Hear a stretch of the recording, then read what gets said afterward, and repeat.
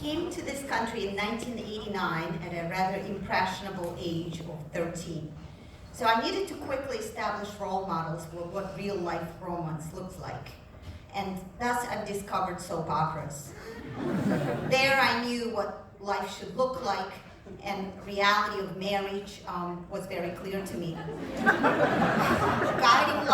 Guiding Light and Riva Spalding became my role model of clarity.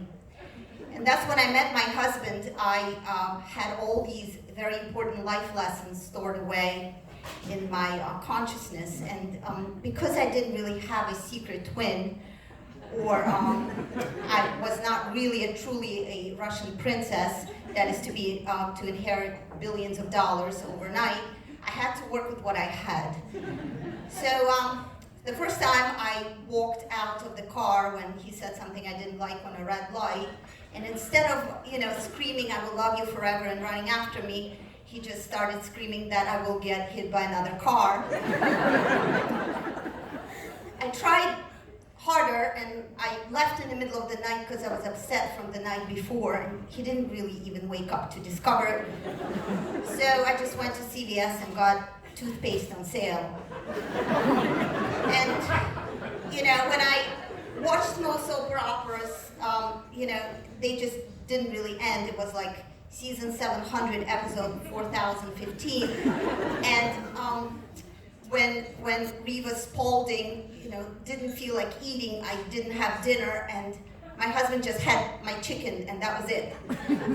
And I just wanted romance, and I needed drama in my life, and I just kept nagging. I signed us up for ballroom dancing by a very prominent St. Petersburg dancer, and my husband did show up for a class, but he was wearing his soccer gear, shorts, and even the shin guards, and he made time for the very loud demonstration of his desire for very dramatic lifestyle. But both the teacher and I agreed that we should look for another hobby, and she refused to teach us.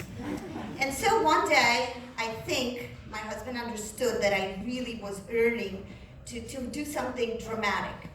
I worked at a Fox Chase Cancer Center, and I parked my car in a communal parking lot. And everybody knew each other, and the security guard knew me because that's where I parked every single day. So one day, at 5 o'clock, I walked out of the building in order to go back to my car, and the security guard ran towards me, out of breath, explaining that there was a strange gentleman walking around looking for a particular car, but when he saw my car, he saw him stop, but he didn't understand what happened to the gentleman because he just disappeared. Was I afraid? Well, I wasn't really sure what was happening, so I said, no, I think I'm fine. He said, well, why don't I walk you to the car, because it seems like, it's just a very strange occurrence. So I said, okay, thank you so much, and together we walked to my car, and I felt pretty safe. I opened my door, I sat inside. Well, little did I know that my husband, with a spare key, opened the car and hid in the back seat of the car, covering himself with flowers. So when I sat in my driving seat, he didn't know that security guard was right next to me. So he jumped out with the flowers, and the security guard started screaming at the top of his lungs that we are just absolutely insane, because he couldn't understand if I was being kidnapped or surprised. In his career of training as a security guard, I don't think he's ever encountered a training how to deal with romantic husbands. I have to admit, since that time, I haven't been really earning that much for romantic gestures, because they don't always end well.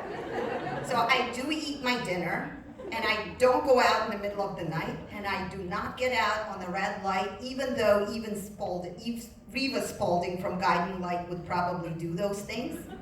We would just watch football, and we no longer watch soap operas. Thank you.